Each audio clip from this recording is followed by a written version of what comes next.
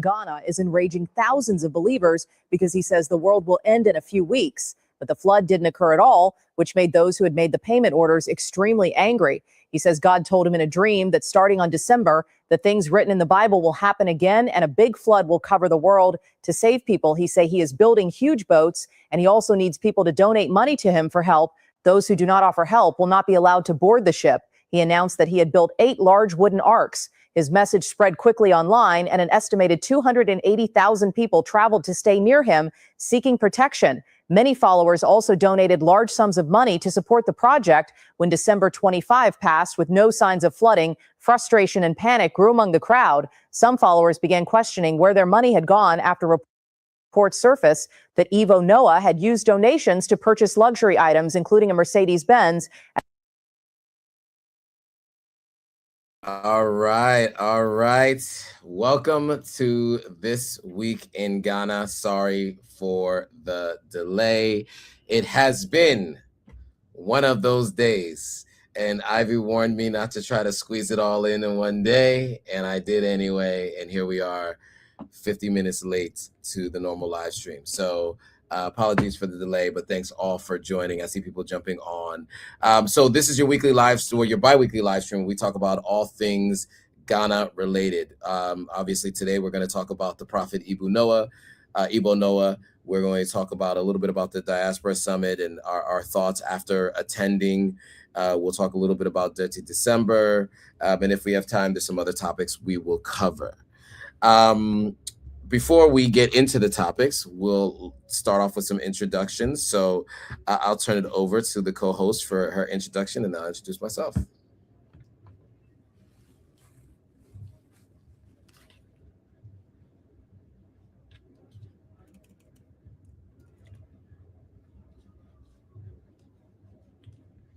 Wait, Ivy, I don't know if we have your audio. Can you guys hear Ivy? I can't.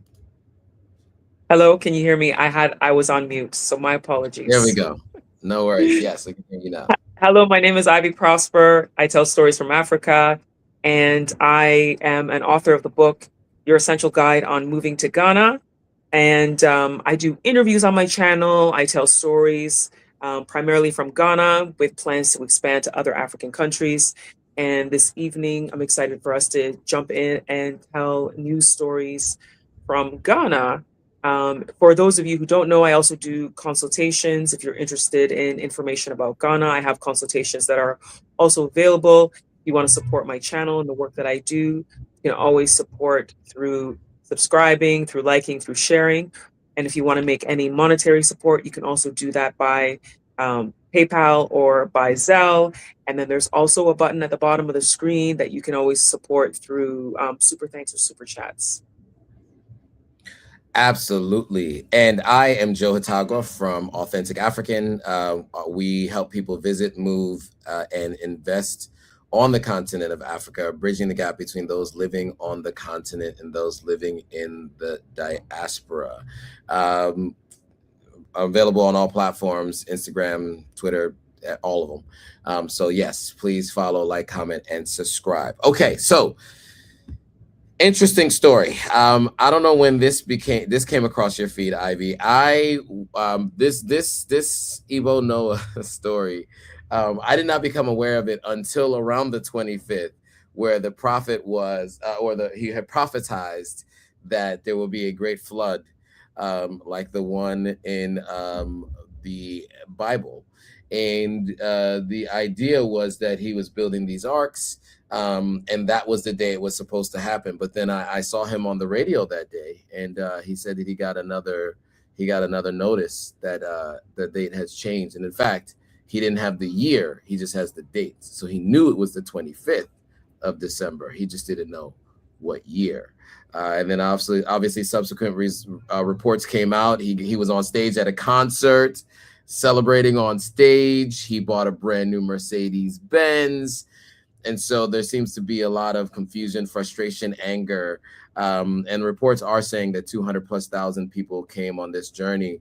I saw a video of a man who was stranded because he actually came all the way to Ghana to get on one of those boats. But they didn't go anywhere. The boats are still there. And so, and then there's a note saying that from this guy George, obviously a Ghanaian, is saying he didn't steal money from anyone, just the hype. The car doesn't belong to him. Okay. So, Ivy, your thoughts on this story, and I'll give my thoughts immediately following yours. I think it's an unfortunate situation when you see that the funds that he got, he used to purchase a car. That's according to the reports. He used the money to purchase a car, which is really, in my opinion, very disheartening and disrespectful to the people who did strongly believe him and make their donations. You know, I know that there are people in the church who have said that they are prophets and that they receive prophecy from God. I think that there are people who are genuine and genuinely receive messages from God, but there are people who are false. And just from the way things went, he just seems to appear to be a false person. Because why would you use all of the money to now go and do things for yourself? If anything, you could have refunded to all the people, just refund them all their money so that they can go back to where they came from. Because a lot of people, according to the reports, have made the long journey and traveled. So I think that would have been the honorable thing to do, was to send the money back to everybody so that they can, you know, go back to wherever it was that they traveled from and not have a challenge. Because you said you saw the video of someone who was stranded. It would have been nice for him to get his money back so that he can go back home. So I think that's what should have been done. Absolutely, I agree 100%. And you know, even if he didn't use the money to buy the car, as this person watching the live stream says, he still misled everyone, right? And you know, who knows if that's what he believes himself, right? Because we don't know if he's all there. But you know, even if that's what he believes himself, to your point, he should have given the money back to folks, because I mean, I don't know how much it costs to build those arcs, but obviously this didn't happen. And the nonchalant nature in which I've seen these interviews of him, you know, basically saying, hey, why are you confused? I said the day, I didn't say the year. So it was December 25th. It can be 2026. It can be 2027. It can be any year. So I didn't say the year. And so, you know, obviously, you know, I think one of the things that I find disheartening is how blindly people follow folks like in Igbo Noah, right? You see these really large mega churches on the continent that, you know, where people claim to heal people. You find, you know, people like him in Kenya. You saw those people unaliving themselves, right? Because of another prophet of a similar revelations he was making. And you know, it's not exclusive to Africa. Obviously, we've seen, you know, this whole concept of drinking the Kool-Aid comes from this guy named Jim Jones, who did the same thing in the United States and or in the West somewhere. And then, of course, you had David Koresh and others. So this isn't the first that this has happened, and it won't be the last. It's just unfortunate to see our people going through this, especially those who are in the financial position that they might be in, and this is their last hope to believe in someone like this, to find out that it was all a fraud, right? And so that's really unfortunate. But it has been, so many people have been talking about this. I mean, it's been everywhere in my timelines. And I think it speaks to the fact that, and I was mentioning this offline, that I think that on the continent, there are so many people that are just looking for someone to save them, right? They put their hope in they put their hope in so many other people, and it's unfortunate to see that taken advantage of in this way. So, you know, there are some reports that he was, you know, picked up by authorities to protect him. Other people are reporting that he was picked up by authorities for the scam, that he may be charged for this. We will be following the story and letting you guys know as we hear more. Okay, so moving on. I think the next item on the agenda was meant to be the if I'm not mistaken, it was the Diaspora Summit review. So 2 weeks back, I guess it was, we talked about the Diaspora Summit coming up, and what was to be expected. And both you and I attended, and on both days. I think you went both days as well, right, Ivy? No, I only went one day. Okay, you went one day. I went both days, and it's a couple of themes, as I mentioned on another live stream. One was the 17th region. Another one was reparations. I think the reparations seemed to be a theme all throughout. And then I saw some themes around the 17th region. Was it the 17th region? Right, the 17th region and its status within Ghana in terms of visas and other things. I'd love to get your thoughts on the summit overall. Ivy, did it meet your expectations? Anything that caught your eye from the speeches that you heard when you were there? Like, what were just your thoughts on the summit in itself? Well, what I noticed is that the summit was heavily focused on talking about reparations. That's something that the president spoke heavily on. And then the representative from UNESCO also had spoken about that as well. And I think that the discussion of reparations, and then the president also declared, he said that he wanted to declare the transatlantic slave trade as the greatest crime against humanity. He had said that he wanted that to be recognized as that. I think that there are mixed feelings within the diaspora when it comes to the discussion of reparations, because there are a lot of people who feel reparations should go to people in the diaspora, so to the African Americans, through the Caribbeans, the Black people who ended up in Brazil, other parts of South America, because they were the ones taken, and they were the ones who their ancestors did all of the slave work that built the nations over there. So I know that there are many who feel that they're the ones who deserve to have reparations, and that African countries shouldn't be talking about reparations. There's that balance of African countries suffered what happened through, their families were displaced, and also the colonialism that happened after the fact as well. But I know that it is something that has a lot of mixed feelings and mixed meanings for both people on both sides. But it is a good discussion that's coming up. And the fact that an African country wants to lead the charge in the conversation, especially one that had the most slave ports across the country. Ghana had the most in West Africa. So for that fact, and the country deciding to lead the charge on fighting to get reparations, I think is it's quite symbolic. Absolutely, yeah, and yeah, to echo that sentiment, I think it is quite symbolic, and you haven't heard any other people outside of the United States talk about reparations as a forefront of their focal point for anything, as far as I've seen. And so I think it's really important that the more people who recognize the need, and then there were other things too, right? Mahama mentioned the returning of artifacts to Africa that are in British museums, etc.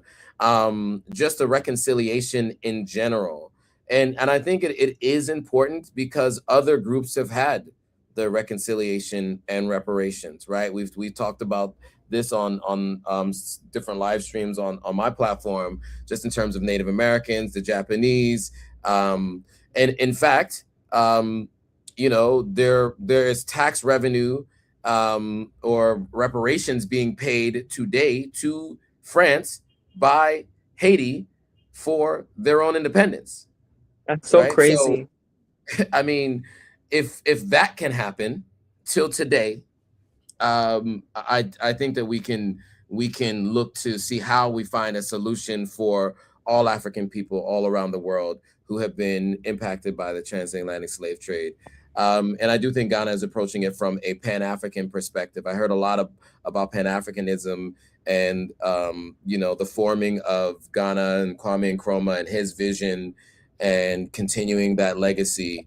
And hearing more about Kwame Nkrumah's life and some of the things that I was not as aware of that John Mahama President Mahama actually mentioned, I thought was really important as well. And then, many of the other conversations just talked about that. And there was this concept of, continuing the idea of welcoming back the diaspora. Obviously, the campaign that you were a part of with the Year of Return and Beyond the Return was branded as the Year of Return and Beyond the Return. But what I saw was an extension and expansion on that concept, just under different branding. But I thought just as important, the conversation does need to continue. And so I was happy to see that there's a focus around that. And the organization, at least in general, around the sheer number of events happening and having one location to kind of see it all, I thought was useful and helpful. I've been sharing that with people. But on that note, there were some mishaps this year, just in terms of the visas. You and I spoke about visa on arrival, it not being available because we had anecdotal and firsthand insight from people who were not able to get on flights to come to Ghana. But then post our last discussion, it was shared with us after somebody watched that live stream that as of December 12th, I think it was, visa on arrival had been announced via a press release. However, it seems as though the airlines did not get the memo, the press release. So I thought it'd be a good point to talk about your role during the Year of Return and Beyond the Return, and how it was communicated previously, and what it felt like was missing this year, considering the number of people that got turned away. I mean, I spoke to someone the other day who just went back to the airport the next day and was able to just get on a flight. But the previous day, she was told that without a visa, she could not go, even though she showed them the press release. And they were like, well, we're told that if you don't have a visa, you can't get on this flight, so go home. So your thoughts on that, and maybe some context around what was different when you were involved at the Tourism Authority, and the timing and the amount of communication that had gone out. Because I do remember very early on being aware of visa on arrival and telling people about it, like maybe as early as November, or even potentially earlier than that. I always remember these announcements going out and multiple times it being told. So your thoughts on, contextually about everything we had been talking about on visa on arrival and what we've learned and discovered so far this year. So, previous years with visa on arrival, even the funny thing is, even in previous years, people had felt that it was still announced late. I personally think that it should be announced like 6 months before December, but that's never happened. It's always been an announcement that comes in November, typically. Yep. So, in previous years, when I was working with Ghana Tourism, what I noticed was different was that the Ghana airports would be part of making the announcement, and they would actually be responsible for making sure that they get all of the information out to all of the airlines and to other airports that Ghana is doing the visa on arrival and that people should be allowed to board in order to come between December 1st to January 15th. But this year, the press release was only from Ghana Immigration. So the whole strategy of it being automatically sent out to all of the airports and airlines and stuff would have a delay in comparison to it coming directly from Ghana airports.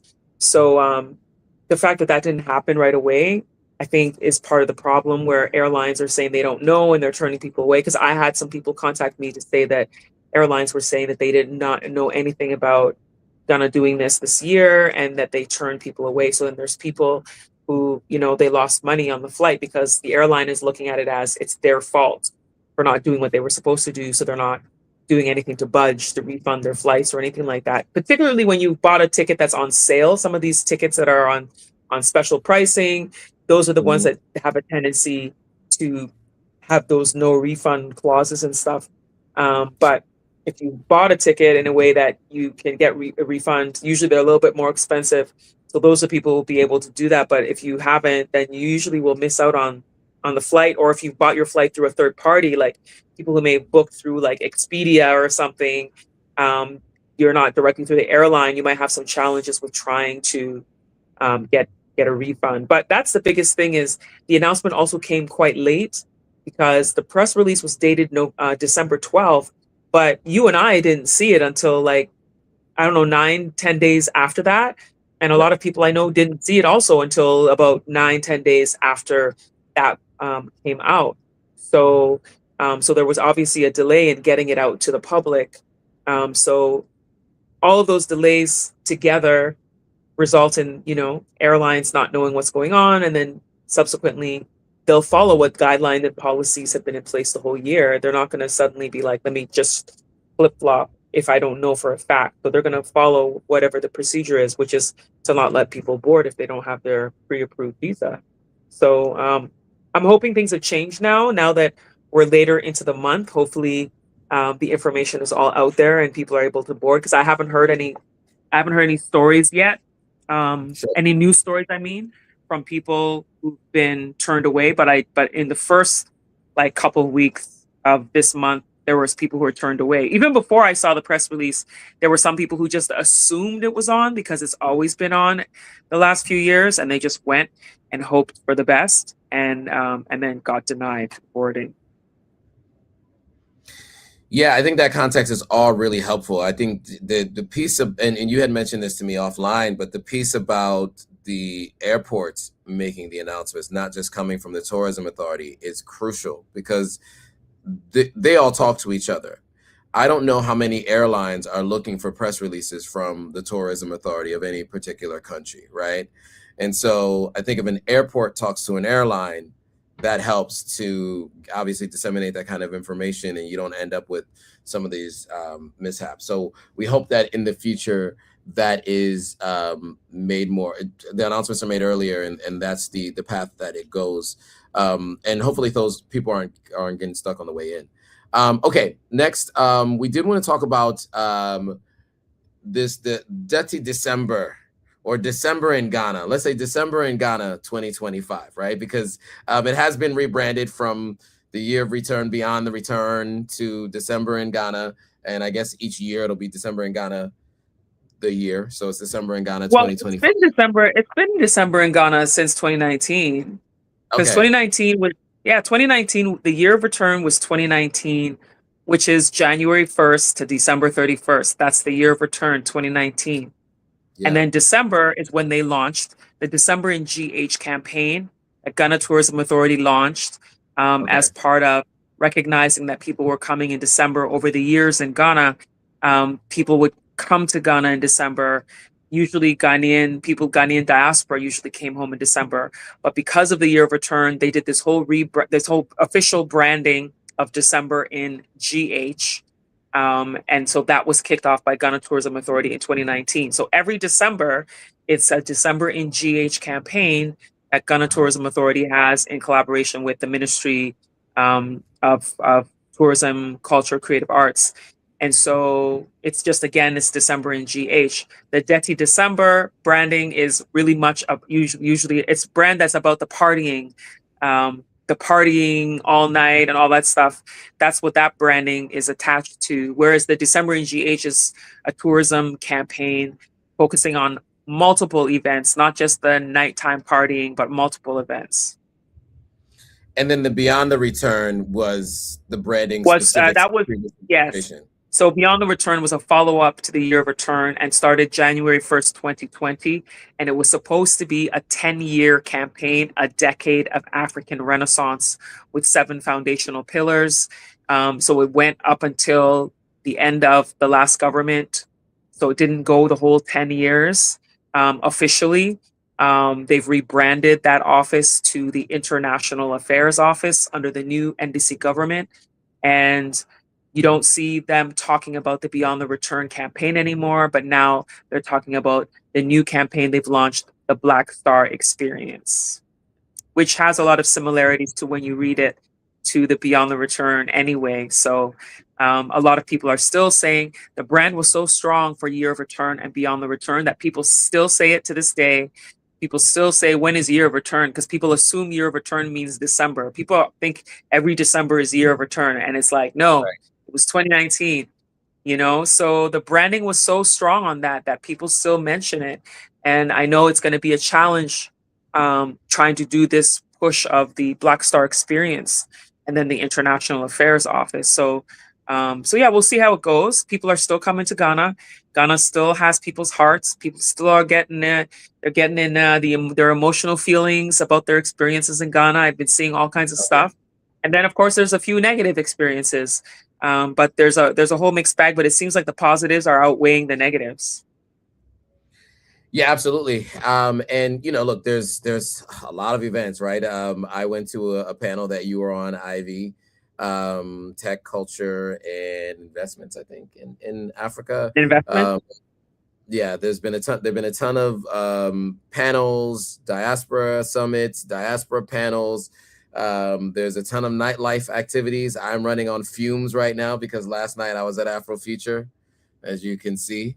Shout out to Ivy Prosper for the press pass. And so that was an interesting experience just because I went to the first Afrochella prior to them being sued and having to change their name. And that was a very different experience than what we have today. And I think what I will say is what I've noticed is, I was in Ghana for 2019, 2020, 2021, all through the month of December. And what I remember, obviously in 2019, you had Afrofuture, Afrochella at the time, and Afro Nation. And, you had all of the big Afrobeats artists in those days. And in the next year, they were fighting each other to overlap who was performing where. And it was all within those couple of days span. Afro Nation, a Live Nation operation, I don't think continued after last year or 2 years ago. I think they stopped coming to Ghana. 2 years ago, they're not coming to Ghana again, they said. Yeah, and for many reasons, there were people rushing the lines and all kinds of other things that were happening, and I think they said it was dangerous, etc. But what I do see now is a lot of those major Afrobeats artists came for other shows earlier in the month, right? So GTCO, I don't know how we describe that bank name. I only ever see the letters. I've never heard anybody say it, but GTCO, they had a big performance. I think Burna Boy came for them. I think Ira Star was here for their show, and that's a bank. So the bank had an event earlier this month, and it seemed like that they kind of front loaded the big events because all those artists are now all over other parts of Africa this December. And so what we have is, Afrofuture has, Asake was yesterday, Rima is tonight, Rema is tonight. And I don't know if all the others are going to be performing this December, like the big four, right? Thames, Ira Star, Burna Boy, Wizkid, I guess more than big four, like big five, big six. I don't know if and the rest of them are performing at the end of December. I think they all performed early in December. So that was one of my biggest takeaways in terms of the festivals and the events, is that usually during this time, there's a couple of major headliners from Afrobeats performing, and I don't seem to be seeing that this year. But I do see a big, strong push for a lot of the panels, and maybe it's just I'm more focused on those things now than I might have been previously. I might have just missed those previously because, Ivy, you're much more plugged in and tapped in. But have you seen any differences this year in this Dirty December or this December in GH versus maybe some previous years? Well, I haven't been going to every single event like in the past. I've been limiting how much I've been going out, but one thing that I have noticed is that it seems like, and this is also coming from some of the event organizers, what they've said to me is they feel like there's less people around. And I know some people who own restaurants who've said that they feel like there's fewer people patronizing the restaurant this December than in previous Decembers. One particular person said that, she usually was used to her place being packed with people all the time. And now it's a lot less than it was before. So she's seen the reduction. And a couple of the places that I went, it looked like there weren't as many people as in the past that I've seen. So it seemed like the crowd was a little bit thinner than before. So I'm hearing that people are going to Nigeria a lot more. But the thing that's different about Nigeria, I haven't been, but from what I hear is that their December tends to be a lot of Nigerians who live abroad that come and spend the December month there, Detty December time there, and that there's fewer diaspora from other places than you see in Ghana. That's what I hear. So I don't know, but Nigerians are big in number. There's more population of them around the world than Ghanaians. So if they're going home in their numbers, it would be quite obvious and quite significant compared to Ghana. But Ghana gets a lot of diaspora. I feel like people feel like Ghana's safe. There's something about Ghana, the spirit of Ghana, that pulls people, even with the challenges that the country has. People still feel this sense of peace and calm, and they fall in love with the country. Like, I've seen so many videos of people talking about the spiritual feeling they have when they come to Ghana and how they feel so connected. And one of the things people often say is they lied to us. People lied to us. Africa's different. Ghana's different than what we expected. So, but we'll see when the official numbers for tourism come out. But the other thing I think is, because visa on arrival wasn't announced early, there are some people who just didn't bother because the time was too close to try to get a ticket. Then it's too expensive, so they end up not coming. So it's possible the numbers of people traveling in could be less than previous years because that visa on arrival wasn't an option early enough for people to help people to make the decision. So we'll see when the official numbers come as for travelers into the country. Yeah, absolutely. And, I saw some numbers. Yeah, I mean, there were folks talking about the fact that Ghana had hit the projected numbers of 1.7 million by the end of 2025. And obviously that's for the full year, but, a pretty significant number of those would be in December. And but I will say anecdotally, to your point, I've heard a lot of people talking about Ghana and Nigeria. In fact, I've had friends throughout the years go to both countries in December, start in Ghana, and then Christmas through. I've heard that too. Yeah, do the Nigeria thing. And since 2019, in fact, during the year of return, I had some friends that I was with in the early part of December in Ghana, and they left partway through that trip and went to Nigeria and celebrated the end of the year into New Year's there, which might make sense because a lot of the big Afrobeats artists are performing in Nigeria right now, right? And if people are coming here to go to all the festivals and the concerts and they want to hear their favorite artist, they're going to be missing out on them being here in Ghana. And so if that's what they're coming here for, Nigeria is probably the place to go if that's what you're looking for, considering the schedule. So it's anecdotal.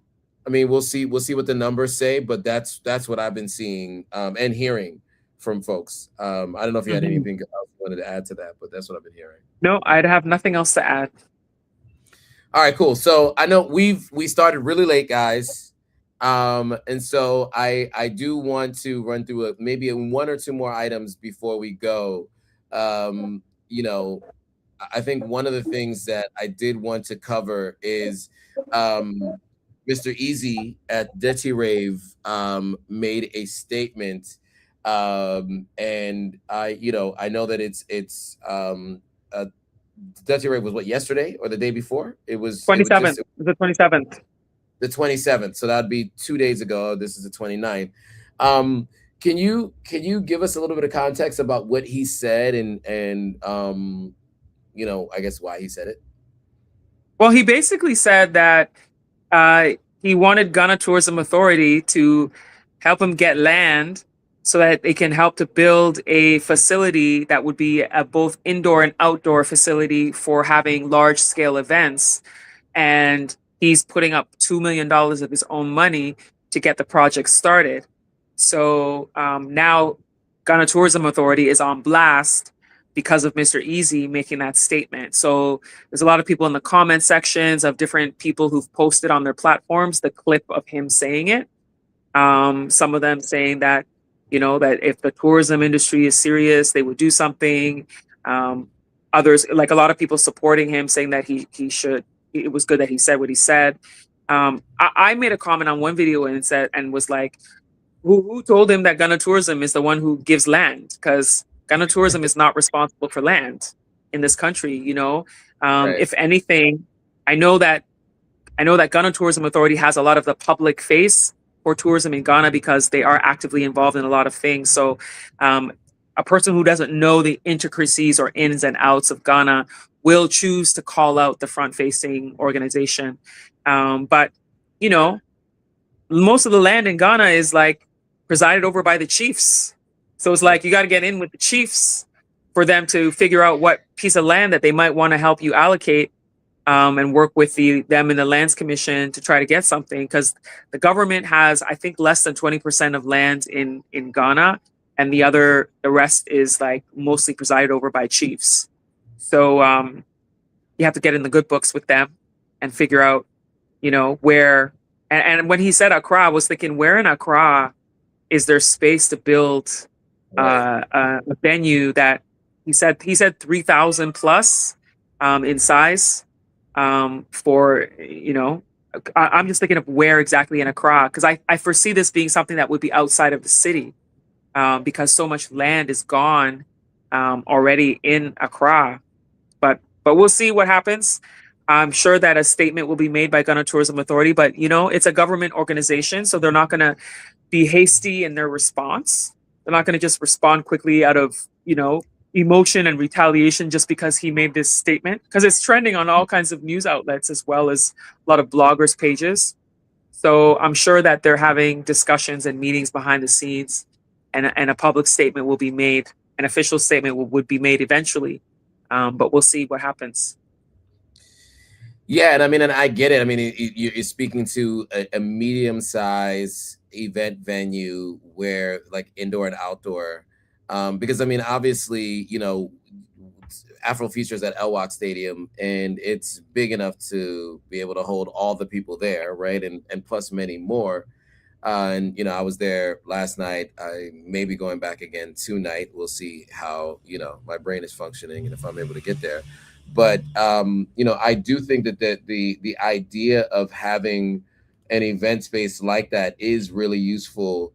But to your point, where, right? I mean, unless you're saying the greater Accra region, which is much bigger than like just, you're saying, like outside, like Kaswa or something, but that's kind of far too. So who wants to go to Kaswa all the way there for an event if you're coming in town? Yeah. Yeah, so I mean, I'm interested to see what the response is, especially since you said, right, there's a lands commission, right, and that's really, you know, the people who help to, you know, facilitate those kinds of things. And as you said, obviously the chiefs have, you know, basically what, like 80% of the land here, or they preside over it. And so, yeah, I mean, obviously there's it's easier said than done. There's a lot that has to happen. But I'm interested to see the response there, because he's talking about putting up his own $2 million of his own cash to do it. I thought it was interesting. Yeah. I haven't heard an artist say anything like that before. Yeah. So yeah, I mean, interested to see if that's the case. And so, yeah, okay. So, you know, I wanted to mention that before we go. We are way late. And thank you, Ivy, for you know, being able to come on and staying on this late, because I know it's almost 10:30 now, and we were supposed to go 9. And thank you guys for watching. Those who watched, and I didn't see any comments today. Not a lot of comments today. Some people are out partying, maybe. Yeah, in people who joined late too were talking about the earlier discussion with reparations, etc. Those came up a little bit later. So I did see some of those comments in here. But yeah, I mean, I think I don't know. I think maybe everybody was just listening in today because it's a pretty good group of folks online. I just don't see a lot of people commenting as much, except for when we were talking about the reparations piece. There were a number of people commenting, but we wanted to get on to the next story, so we didn't get a chance to spend too much time on capturing everybody's comments. But we will be back.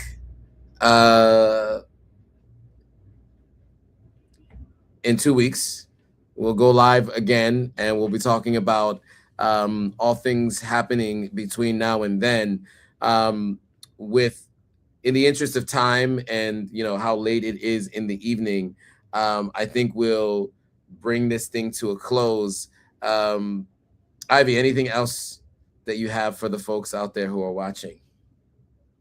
I don't have anything else. It's been a good conversation about the news in Ghana this week. And it's time to go to bed.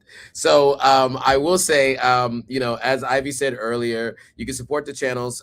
Those links are in the descriptions of these videos if you want to support the channel in any way that you can. It is free to like, comment, subscribe, and to share this with anyone. So you can drop it in WhatsApp, send it to Blue Bubble, Green Bubble, whatever, via text message. Feel free to save the video. All those things help not only us, but it helps to get this information to more people, right? I think the reason why we're doing this is it's not for vanity purposes, right?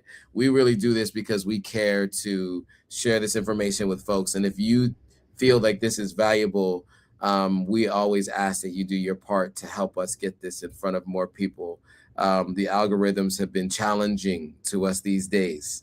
And so we need your help as the army of those viewing these live streams to help get the word out there to more people. So we appreciate you guys watching, but also sharing, liking, commenting, and subscribing to the channels. And all of that will be in the description below.